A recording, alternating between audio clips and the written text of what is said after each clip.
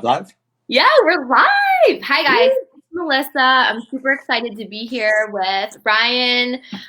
We are going to be getting really specific in supporting people in the restaurant industry today with everything that's going on. And I'm just super excited to have you here and really support. And if you would just like introduce yourself, and because there's a lot of people on, my community that might not know you yet. So let's just do like a little brief intro and then we'll get right Mhm. into it.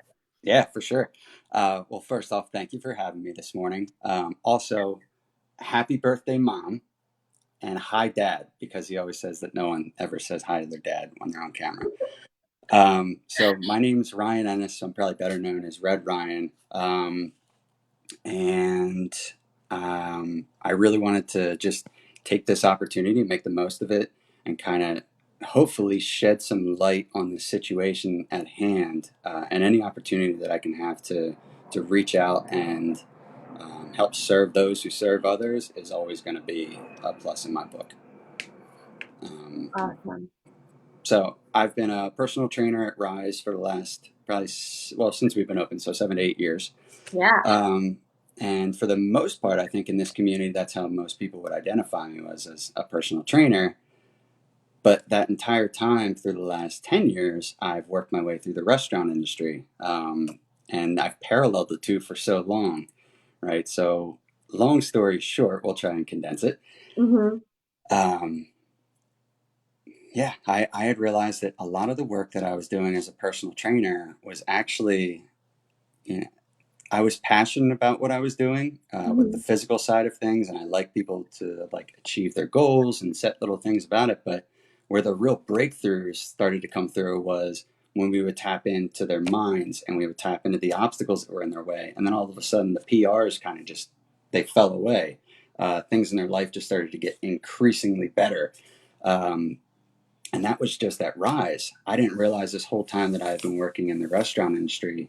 Um, I had been kind of what I thought was just drifting along and more or less chasing my tail, hopping from restaurant to restaurant, Hmm. and in this kind of conquest for search for purpose, because I was really only working in the restaurants to make enough money, quote unquote, like enough money to support my lifestyle. So I was never actually, I didn't realize what it meant to just like make money, put it away, make money, put it away towards a goal. What goals are you working towards? And all along this process, while I was being a personal trainer and bartender, I call it, bar bending by day, bartending by night. Um, I didn't realize that I was giving the key to what my passion really was, because along the way I'd been exposed to so many people that I've come in contact with, and they would all say like, "Man, this industry, you're full of people that you guys love the booze, you guys do this," and it's always like these like derogatory things when people talk about people in the restaurant industry. I was like, that's not them at all. Um, so for me, where I got a lot of passion from this was I had I've always struggled with anxiety. I mean, from a child, um, my mom will tell you like irritable bowel syndrome to the point like if we would get into the car and we were traveling somewhere, it was like we stopped every 10 minutes because it was just like I don't know. I had that too. Yeah, it's I did. awful. And it's all linked to stress and anxiety. So I feel you on that. Yeah, yeah, it's no joke. No. Um, so even as a kid, I was always really anxious, and then as I grew up, I think I just kind of like found ways to cope with it. Hmm. And then I've always had this kind of like search for purpose and search for a greater meaning. And even though I knew I was a personal trainer, there was always this kind of like tugging at my heart that I wanted to do something bigger and better and more impactful. So that led to more anxiety, and then kind of like enter the restaurant industry Hmm. where I had it really facilitated this distraction in my life is really what it was, because I was just busy all the time and I confused being busy with being productive, right? And I think that's something that I've really seen quite often now is I would just be busy, and I'd be so busy that I would avoid the issues and the anxieties and the underlying issues at hand. And I felt like I was living this kind of groundhog day, year after year, where I was like, all right, I'd go in, I'd personal train, I'd work through a client, and then I'd be like at the bar until close, and then I'd repeat. And I did this for so long that it felt like I was just reliving day after day, year after year, and that just led to some serious depression, more anxiety, and a less than healthy relationship with late night eating and booze. So um, it's one of those kind of double edged swords because it really provided me with some of the best years of my life, Mm-hmm. and I wouldn't be here without it. I wouldn't have been able to afford my wedding without the restaurant. I met some of the greatest people in the world, and I had some of the most fun I've ever had. And to that, I owe everyone that I've ever worked for and everyone that I've ever worked with, because I was a train wreck in my early 20s, and it never came around when I was living this groundhog day. And the only way I can describe that is like it's when you lose your keys but you had them in your hand like 5 seconds ago, right? So you kind of go through these like stages, and you're like, where are they? I just had them. And then it kind of turns into this self-loathing, like you're beating yourself up, like, oh, come on, why does this always happen? You're so dumb. You forget these things all the time. And then that turns to like rage, and you're tearing through your house, like, I know they're here. And then if you're like me and it goes on long enough, that turns to like a sadness. And you're like, well, I guess I'm just not going to find them. I got to cancel my appointments and this. Yeah. And it's just this culmination of like one thing after another until you eventually realize that the keys have been in your hand the whole time, and they've been right in front of you the whole time. Yeah. And that was that kind of aha moment that I had when I was like, I was talking to someone in the restaurant, and they were like, you should really do this as a business, like, Yeah. help coaching people. And I Yeah. was like, nah, someone's got to be doing that, right? And that was about 3.5 years ago. So I kind of dismissed it for a little while. And some things happened in my life where I started to take it a lot more seriously, and I started to dive more into the psyche of it and learn more about people in the restaurant and why we, the crisis and the way that I was feeling was never being addressed. Like there was no one that I felt I could turn to that Mm-hmm. understood what I was feeling Mm-hmm. and what I was going through. And I was only focusing on me at that time. And it was just like, oh, I feel this way. I feel this way. And it wasn't until Chef Bourdain, Anthony Bourdain, Mm-hmm. committed suicide Okay. that all over the country, all of a sudden, this started painting this picture, and it was Yeah. draped across every headline, the mental health crisis in the restaurant industry. Right. And I feel like that really fizzled out after about 2 weeks. But everyone just talked about, we have to do something, we have to do Mm-hmm. something. But Mm-hmm. no one ever mentions like how. Yeah. There was never What's a the action? plan. Yeah, there was never a plan of action. It's just like we have to do something. Yeah. So that's kind of where I started to. It lit a fire under me that I was like, all right, well, you can definitely be this person. You've been the two for so long. And I said, why don't you just give it a shot? And that's where I was like, well, the reason is because the people that are looking to treat this are treating it like it's every other psychological disorder, or like it is the things that you would see in a 9 to 5 job, and it's not. There's a lot of underlying issues that we face on a day-to-day basis from being in that heightened state of stress for so long. And Mm-hmm. when you're in that heightened state of stress, you're producing all these negative chemicals in your body, and you're getting all anxious and all this stuff. So Yeah. it it led me to create my business, which is Beyond the Bar. Okay. And I am here to honestly help empower, educate, and do everything in my power to help people in the restaurant industry become the best version of themselves and deal with everything from anxiety to developing their passion and everything in between.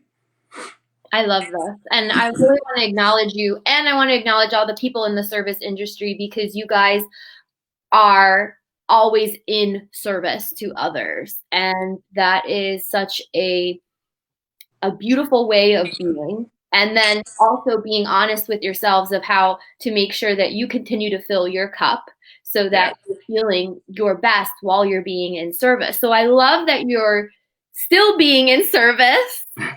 because that's like, it's just in our blood. Like we're always going to be in service. So Forever. I love that you're still being in service, but you're really being a leader and creating something to support people in the service industry so that they are, feeling their best and making sure that they're taking care of themselves so they can continue to do what they love and being in service. So I would love to just hear more about like what types of services you are going to offer, and then maybe we can get into some ways of how we can support each other during this time right now. Yeah, for sure. I think one of the things that I wanted to, my main focus here was to separate my identity from being just the personal trainer. I think a lot of people just lean heavily on exercise as another form of escape. And I think that there's so much going on underneath of all this. So I wanted to kind of separate myself, and then I use the word life coach, but I really like the idea of just kind of like a performance coach where you're trying to teach people how they can perform optimally every single day. Yeah. And that's really what I thrive upon. So whether that looks like helping people to um, break down some of their underlying constructs and obstacles in their mind that have been holding them back, like their negative self-talk and Mhm. their beliefs and their habits, and all these things go on without us even realizing it. Mhm. So one is really helping people to create awareness and create that self-awareness, because without that, you just continually live on autopilot. Mhm. So the services that I'm going to start doing now, well, as long as we're in quarantine and social distancing, most of it will be done from online. Mhm. My website will be active later today. I'll put the link up here. Awesome. And really, my goal with that is to create an online community in which we can all become a part of and build this tribe of people that understand each other. And it'll be a way that we can network and meet each other and really create this cohesive tribe mentality. And from within the site, you'll be able to access workouts. I'm going to upload courses. It'll all be pertaining to things that have not only helped me, but my clients over the years Mhm. with programming your mindset. I think you had mentioned this, that now more than ever, it's so crucial to create this mindset. And one of the things I love doing is this mindset coaching, and it's from all aspects of life, because some people pitch it like really extreme and in your face. And if you follow me at Life Beyond the Bar, I'm sure some of those posts that I've made, people are like, dude, calm down. Mhm. Like why are you so fired up right now? Um, and I think that sometimes like that intensity can be mistaken, whereas like I really, really, Passion. really care. Yeah, exactly. You're passionate. We need more Yeah, people who are passionate. correct. There we go. Yes, Woo! yes. So once the quarantine is all lifted, I had just started prior to this by doing just service industry boot camps, and it's free to anyone in the service industry. That's Once the site amazing. is up, this will be kind of like a membership thing where you can be part of the online program and learn and cultivate knowledge, meet people, network. And then we're going to have these boot camps where we can kind of put into practice what we're learning here. So the Mhm. way that I did it was, we're on the beach. We focused a lot on mobility, Mhm. because that's huge, and I think it's really underaddressed. We get right into the workout Yeah. and it's like, oh my god, my back. So addressing a lot of the physical limitations and physical problems and issues that we deal with, and that's on the beach. And afterwards, we do kind of like a cool down. We'll work out, we'll cool down, and then we go over like the issue that we did the first day was why we're always in this stress response, which I'll explain a little bit in a little bit. Okay. Um, and then giving you a little bit of homework that you can work on. And that's just Mhm. kind of like practicing mindfulness. What Mhm. does that even look like? Mhm. Just Mhm. sitting there and breathing. Why? Mhm. And I really just want to put this in relatable format for people that it's easily digestible, and you're not looking at it like, every time someone hears the word meditation or mindfulness, there's this eye roll to it. And I really want to try and change the way that a culture looks at that, and where they see it now as necessary part of their day rather than just, I should do that, you Mhm. know? And Mhm. that's what's changed my life. Yeah. Well, you've made it a habit. Correct. So you can, I'll put this up now. You continually follow me at Life Beyond the Bar for any of the updates. My Facebook is I can Red Ryan. I can type it in right now while we're talking. So what's your Instagram? Life Beyond the Bar. So at Life Beyond the Bar. Uh-huh. Awesome. Okay. Cool. And yeah, well, I mean, if you're watching this, then you're on my Facebook. Yeah. Yeah. Um, so yeah, that's part of really what I want to do. And it's just going to start small and organically. Yeah. And my goal is to really make this a global cultural shift. And that's what like Mhm. really gets me excited, is Yeah. because you have 16 million people in America in this restaurant industry, and I like that are just crushed right now. Mhm. And there's so many underlying things that I just think need to be addressed. And I think that kind of segues into the next topic, which you said, which is like, what we're going through right now, this Yeah. crisis that we're in right now. Yeah, and Um, I'm gonna put that fact up on the comments that you just said because it's really eye-opening of how many people really put themselves into the service industry and the restaurant industry. So I'm just gonna put that up there because it's a crazy fact. Did you 16 million people? yeah, I think as of 2020, the like consensus was, I think 15.6 million people work in the restaurant industry in the U.S. Yeah. And it's so funny because this really how we're, this is Ryan and I are talking super organically. Like this is just a raw conversation, and I love how when we say certain things, it kind of segues into exactly what we wanted to talk about anyway. And Yeah. it's a good energy. So I love this energy, and that's the type of energy that we need to keep like putting out there for people. And when you were saying about how many people are in this together in the restaurant industry, I really would love to talk about, like, during this time, how we can continue to cultivate community. Yeah, for sure. Yeah, absolutely. Um, so I think now is more important than ever. Yeah. I'm what you would call an optimist. I see this, some people are really seeing this as, the worst of the worst. I'm seeing this as an opportunity to finally shine light on and take self inventory and try and honestly address the things that we are going through on a subconscious level. Um, so, like, just in, like we said, 16 million people in the country, but in Delaware alone, I believe there were about 40,000. Wow. I could be wrong, but the last time I checked it, 40,000 people that work in the restaurant industry. And that's huge for Delaware. So 40,000 people right now are just left kind of twiddling their thumbs with no real answer. And that's where, like, I don't want this to turn into a political Mhm. event, right? But um, I think a large part of the unfortunate truth is that a lot of us kind of had this realization, right, that this is out of our control. It Mhm. happened. Okay, Mhm. Mhm.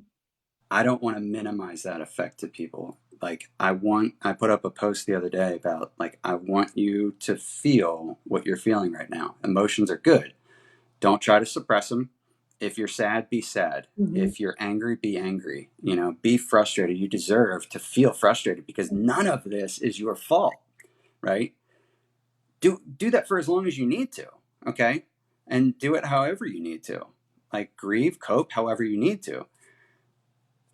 But there comes a time where, although it's not your fault, it is your responsibility to take action for whether that's yourself or to be a leader for others in your community. And yeah, and exactly. And where I see the optimism of this and where I think that we're really going to come out stronger than ever Mm-hmm. is you've already seen the tremendous amount of outpouring of support, not just from people in the restaurant industry, but from people from the outside in who are like, how can we help these people? Mm-hmm. You know, like it almost moved me to tears yesterday to see that just day one of the people that understand like what's going on, because it's like that 6 degree of separation. Yeah. Even if you're not in it, I think like one of the things that people in the restaurant always have a hard time with is when you have people that are kind of inconsiderate. They'll come up to your table and they they dismiss you, they talk down to you, they treat you like it's not a real job and you're almost not a real person, is the way you start to feel. Right. And now you're starting to see the inverse. I mean, you're always going to have those people who are like, "Well, how did you not see this coming?" I'm like, "Well, did you? You know, Mm-hmm. how dare you?" So I think it's been really great to see people that, and just in my immediate circle, and people you're probably friends with too, that are local. Peter Mercado and Rachel Richardson. I think just some of the people that I've seen on Facebook who have put up things like taking petitions Yeah. and actively pursuing Yeah. something to do something about this from within the community, or at least making that energy and making it a productive step that are like, Yeah. hey, we need to raise awareness to this because this Yeah. is crazy. Yeah. I love it. And I also feel like this is everybody's action can look differently, but it's a way to keep in forward momentum and it's a way for you to step into your leadership, self Right. leadership. And how can you contribute? So I love hearing these stories and how other people are really maintaining that forward momentum, because the last thing that we all want to do is be stuck. Right. Yes. Um, that's kind of where I think that we can make kind of the transition there from people who are taking these steps forward versus allowing themselves to grieve for too long. The reason why I think this is going to be, um, I think that we're going to prevail out of this better than we ever have, Me is too. because in the restaurant world, like I mentioned earlier, we are always in this heightened state of stress. So it's really hard to tap into any real emotions of, like how you said, um, like pouring your own cup. You're always pouring out physically and metaphorically. Mm-hmm. You're always pouring out so much energy to other people and making sure they're okay, that you're never really sitting there and just looking at yourself and like, am I good right now? Is this what I want to do? Am I in line with my heart and my soul and my purpose? Like, um, I think that's what's going to be really impactful when you take this, because a lot of studies have shown after the age of about 26 to 30, unless there's a massive change in your life, the large part of your brain is that you accept that your life is the way that it is. So very few people will start to actively pursue change. They just kind of assume, well, this is where I am. Mm-hmm. And this really can cause that massive shift for this industry to take back power over the mental health crisis. Yeah. Because like I said, I've never seen support like this. And I want people to dive into that emotion. Because yeah, like the larger that emotional signature, the greater the thoughts that it will generate. And I think that it'll allow people to get unstuck, and it'll kind of trigger them to be like, well, what can I do now? What's the next step? And Yep. that's where I want to be here, to try and be that person to say, this is what we can do. Yeah. Keep But keep people accountable. Keep yes, people moving forward. Yeah, I love it. yes. And that's where it kind of put the science and pedal to the metal, if you will, Mm-hmm. by capitalizing on some things in this off time, because you're never going to have this again, plain and simple. I mean, Mm-hmm. I hope to God we don't. But I want people that when they begin to grieve and they're on the other end of that and they're ready to move forward, that's where I think people like you and I, and being influencers and people to the community, can start to do our part to say, all right, now this is what we can do to start changing your state. Yeah. Because, as we said, when you're in that heightened state and of stress and you're always reactive, you're never thinking about the next step for you. You're just thinking of how to survive. Mm-hmm. And what we can do in this off time is to hit. Basically, we're going to hit the reset button on I people. love it. You know what I said? I did a live video the other day, and I'm like, reset. And the word that I use is this is an opportunity for you to reinvent. Yes, exactly. Couldn't agree more. Could not agree more. Um, and that's kind of where you had mentioned like things that we might be able to do Yes. right in this off time. Mm-hmm. So one of the biggest things that I advocate for, and I tell you all of this because the person that you're seeing in front of you now never, ever, ever, ever did any of these things for the longest time. For like those 8 years that I spent anxious and depressed and worrying about my purpose and what it was going to be, Yeah. I was always in such like a heightened state of stress that I was never able to slow my brain down, let alone did I want to. You know, like how many people can actually just go for a walk on their off day? Like in our industry, I know damn well that it's your off day usually looks something like, all right, well, I'm going to go bar crawl until I don't have to think. I'm going to go be around other people so I don't have to be still and think. Or, you know, I'm just going to sit and binge watch Netflix. So that's another mindful form of distraction because you're not focusing on anything. Right. Well, So, I also feel too, it's like that awareness piece mm-hmm, that you said, and it's like, well, what are these behaviors that you're engaging in on your off days, and how are they serving you? And what is the payoff that you're mm-hmm, getting from engaging in certain behaviors? So maybe binge watching Netflix is a way for you to kind of like numb out, but like what yeah, you said, you're like putting, I we're don't, delaying the process. yeah, or I always use the analogy like when Big Daddy, when the little boy pees and he just puts like newspaper over it, like you're putting Exactly. newspaper Yes. over the underlying issue. Yep. And that's all we were really doing. We're delaying the process, much like I did, where it was just Groundhog Day. And I thought that a Yeah. new job meant new opportunity and new this, but it was really, I was never handling the issues that were really going on underneath. So what And so what caused you to shift? What caused you to create space for yourself to start to, get to the other side?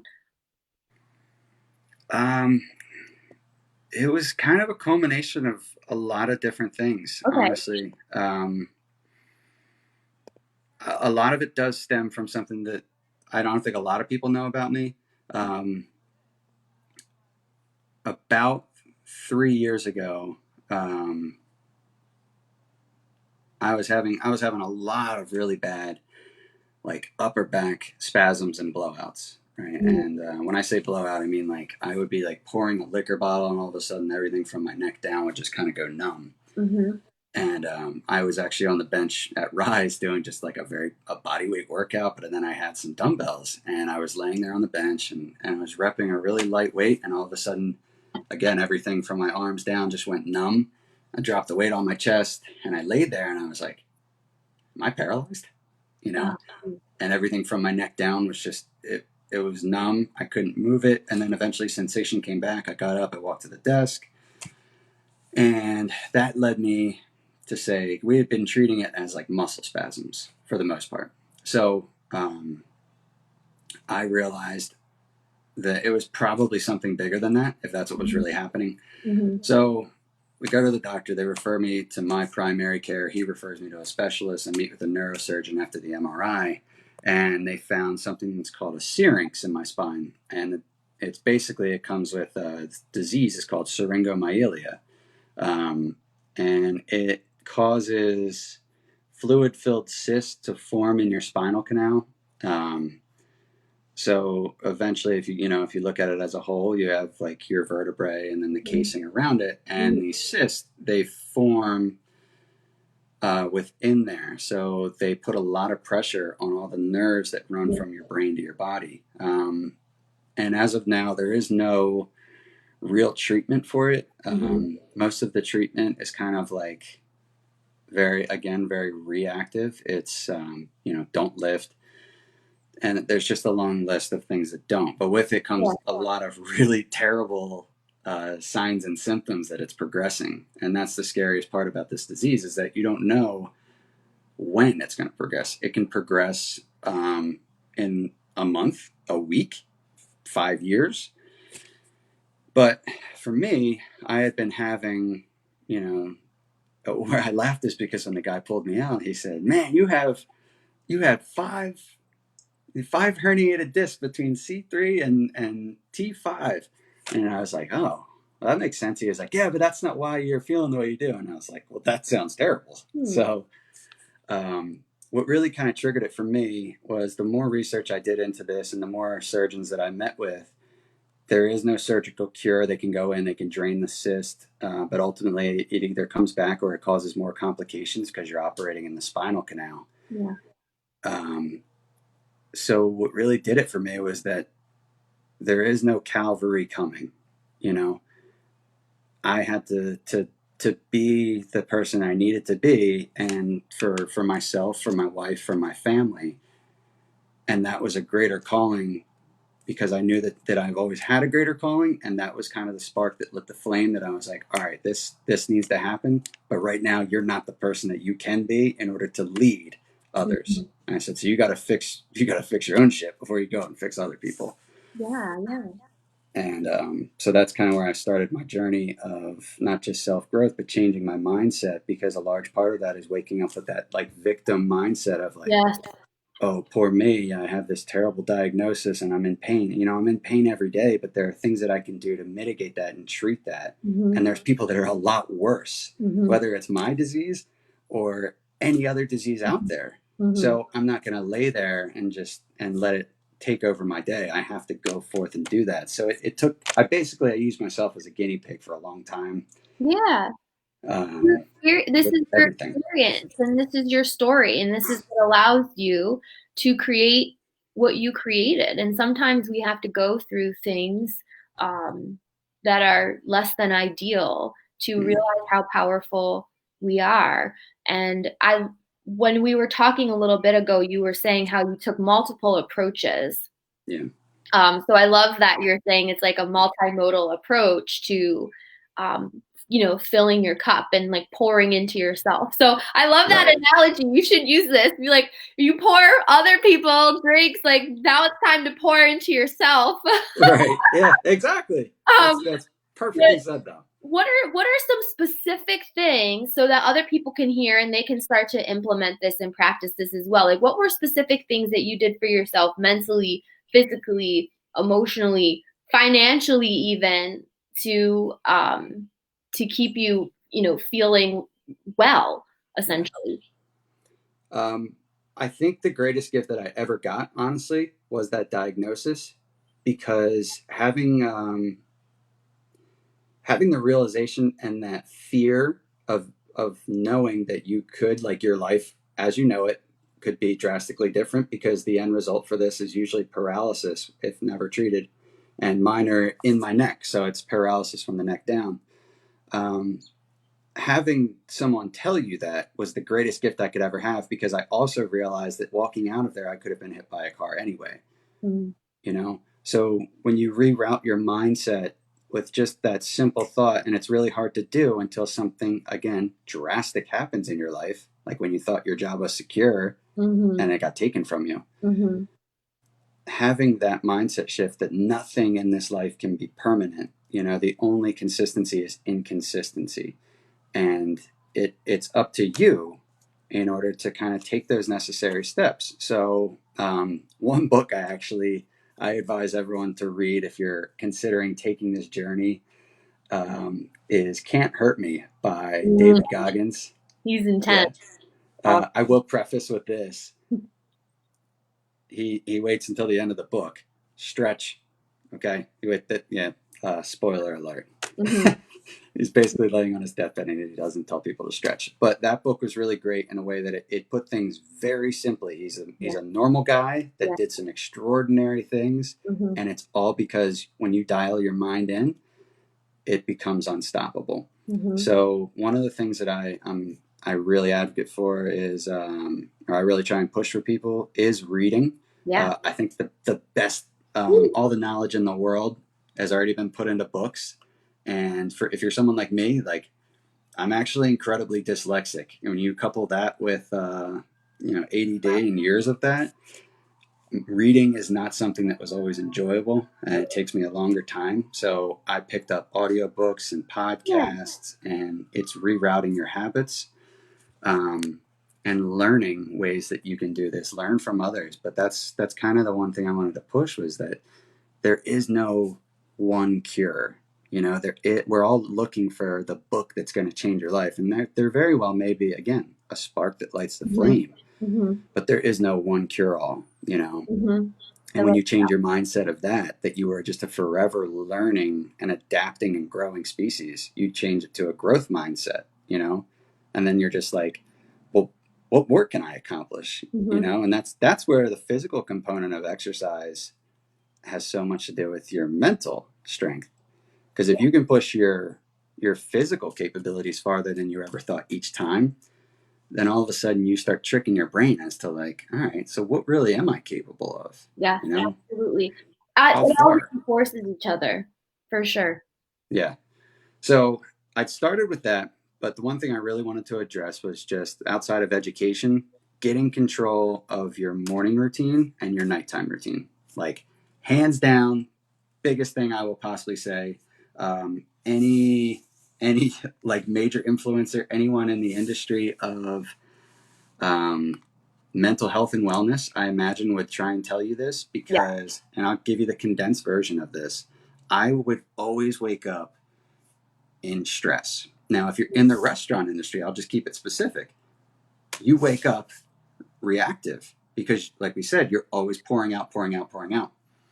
When you wake up and the first thing you do is check your phone, you're reactive to whatever it is on the other end of that, right? So that it could be a text. Right now, it's a Corona update. It Hmm. could be a family member that got Hmm. sick. It could be something terrible that Trump did. It could be, you know what I mean? Hmm. Something's going wrong. You're reactive, and it triggers your body into that stressful state. And the issue is that your body is already craving that stress as is because it's all it knows. Yeah. So, what you can do, my first recommendation, don't check your phone for at first 15 to 30 minutes of the day. And this will all be stuff I'm going to go in depth with, but big takeaways for the time being. Um, no phone 15 to 30 minutes when you wake up. If you wake up at the same time as everyone else in your house, right? So a lot of people will say, like, well, you know, my wife or my husband gets up and they just want to talk or they want to talk about this. And um, I agree. That's why I had to get up earlier. So Hmm. starting to get up earlier before the world knows you're awake, that time is all yours, right? And that's where you can become proactive to your day and less reactive to your environment. Basically, you become the controller of your thoughts, your emotions, your feelings, and you could spin the direction of that for the rest of your day. So, things like journaling, meditation, I have a lot of different breathing routines that I'll go through. Exercising first thing in the morning produces a lot of positive chemicals, endorphins, and it floods your bloodstream. Makes you like it'll shake the cobwebs off from the night before, but also you feel good. And worst case scenario, if you can't work out later in the day, you've already got it done. Hmm. You know, I a lot of like contrary to popular belief, I really don't work out that long. Most times I'll only hit 15 to 30 minutes in the morning. Me too. Good job. Yeah, and it's just mostly a high intensity interval thing. Yep. Depending on the day, it might be some sort of yoga flow style, but it's just a way that I can get in control of my mind and know, again, check in the box of like, you said you were going to do it, you did it. Nice Yeah. job. Yeah. Um, and the one thing, I don't know if Jen Kaufman's watching, but I got her on cold showers. Yes. Um, yeah, are you about it? Yes, this is like I love this stuff. This is really good. I've done stuff like this too. It's all about the rewiring of your brain and shocking your system. Good stuff. Yeah. I think cold showers, people, it's always that like knee jerk reaction, like, I'm not doing cold Do showers. it. And I said the same thing. My dad literally had a switch on the wall that would, either shut the power off on us when we were in the shower, or it was like a do do do do, like Mhm. get out, because I would just sit there in the hot water. So starting your day with doing something that makes you uncomfortable, it just puts you in this frame of mind that like you're already tougher than your environment. Like anything that you're going to get that day, you're like, well, I didn't want to do that either, but I did it. Um, Mhm. and I was going to do a whole post over here on like the other multiple benefits of cold showers, Yeah. especially this time of the year with like immune health. People are thinking like, why would I want to do that? But it's the opposite. So Mhm. Yeah. um, Awesome. huge, huge morning.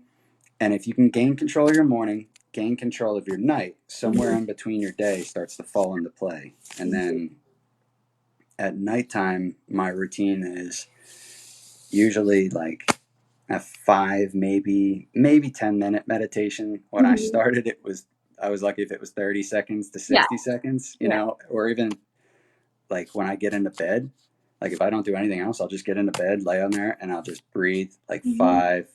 five big deep breaths in and out, nice and long. Um, And and how, you just, let me ask you this question. So yeah, um I'm sure you're off your phone too. So how long yeah. you're off your phone and then how long before you go to bed? So I don't check my phone. Um, at least I'm using at least to try and Mhm. start there, Mhm. Mhm. but minimum like 10 minutes, unless it's like setting an alarm. But Mhm. one thing I'm a big fan of, putting an alarm clock in your room, bringing back the alarm clock, Yeah. because I constantly was a snoozer. But if you put your alarm clock across the room, and like these things aren't like I'm not rewiring the brain here, or creating something new. It's just they work, Yeah. it's You just just the gotta be discipline. consistent. Yeah, and consistent. Yeah, absolutely. But I love what you just said about the alarm clock and then having it in a place where it's not easy for you to hit snooze. Mm, Essentially, that's just such a great way for you to get yourself out of bed, get your day going. I love that. yeah. Um, Awesome. so yeah, I think getting control of your morning and your night is probably one of the biggest things that you could do. And I won't say it's the easiest, it's the most simple, but the most difficult thing to do, Yeah. because like it requires no money. It just means like you have time. We all have time right now. So why not just start and stack your habits? Don't try and do everything all at once. I'm going to talk a lot about this on the site, in the community, of like how to really get to your goals accordingly. Mhm. Because everyone was kind of looking at like 2020, is this going to be me? New year, new me. And they're looking at it like now, like, oh my god, I can't do that. And I said, no, it's the same game. The rules have just changed. You Mhm. know, so you got to adapt with them. This, I really firmly believe, like I said, you're going to come out on top of this. We just got to do it the right way. And that means that you can rewire, reset your brain for the way that you want it to work for you now, instead of you working for it and being a slave to it. So, Yeah. Absolutely. I love that quote, if it's to be, it's up to me. And I'd really just love to, if you want to leave like one thing for people, that they like one thing that they could start even today, or one thought, just give them a thought, a question that they could ask themselves today that might create some inspiration so that they can, um, be motivated to keep moving in that forward direction. yeah, what was the last thing that you did that really made you uncomfortable? And not just, maybe it's physically uncomfortable, maybe it's emotionally. Like, I mean, going into this conversation here, the immediate response from the back of my head was, yeah, oh my God, yeah, I would love to. Like, I was so excited. And then instantly it was, you don't know what you're talking about. You don't know that. And it's just those thoughts that are just always there, that don't want to allow you to become uncomfortable, because that is the start of change. The more uncomfortable you can make yourself and getting used to it, and kind of like reaffirming to your brain that, like, well, you're not going to die. So what's the real danger here? Mhm. You know? So maybe it's just going for a run. Maybe it's just doing something out of the norm, calling someone that you have a conflict with, attempting a new habit that we've talked about today, Yeah. trying new food, because you're probably going to have to, because they're out of, all Yeah. everything you could eat in the store. So, Yeah. yeah, I would say, when was the last time that you did something that was truly uncomfortable, and what can you do again to make yourself uncomfortable? Yeah, this is like I love this because this is growth. This is how you create space for yourself to grow and using this time as an opportunity to grow and create and reinvent and reset. This is all Yep. really powerful stuff. So I just want to let you know that you do know what you're talking about and you did provide a ton of value. And Well, thank you. I'm getting feedback from a lot of people that are just saying thank you. And it's just really good. This is just really good, positive energy that we're pouring into people and creating a sense of community and connection. So Yeah. keep going, keep being uncomfortable. The world needs you, needs all of us. Right. And yeah, we just show up. We just go for it anyway. I mean, I don't even know. I'm just like in my pajamas still pretty much. I do my little workout and I put some makeup on. I'm like, I'm here. Like, who cares? Yes. So Yeah, I love it, because that's half the battle. We think that there's so much preparation that you need to go involved to take that first no. step, and it's really just taking that first step. And what if you ask yourself this question, you know, what if the motivation comes after I start? Bang. Don't have to be motivated to get started. Correct. I think a lot of people, they're waiting for motivation, and I mean, to use it quite frankly, I do believe that motivation is a crapshoot and is an excuse. Motivation comes with discipline, because the more disciplined you become, and like the more discipline you get yourself to, the more you become motivated to be that best version, and like work yourself in the right direction of it. And I promise you this, from someone that suffered for so long, becoming disciplined was the best thing I ever did for my anxiety. To stop waking up in reaction, in fear, in stress, and gaining control of my thoughts, and gaining control, one, that there's so many things that are out of your control, and we saw that. Mm-hmm. So why wouldn't you want to be in control of the things that you can, you know? Yeah, beautiful. Well, I just want to say thank you so much for taking your time to come onto this platform and just share your story and experience and your new business that you created. And it's really going to impact and support so many people in general, and specifically people in the restaurant and service industry. And again, like we're live right now, but after we get off live, I'll make sure that all his contact information is in the comments. And yeah, I'm so glad that we connected and would love to collaborate in the future again. Yeah, that'd be awesome. Thank you so much for having me. And yeah, any chance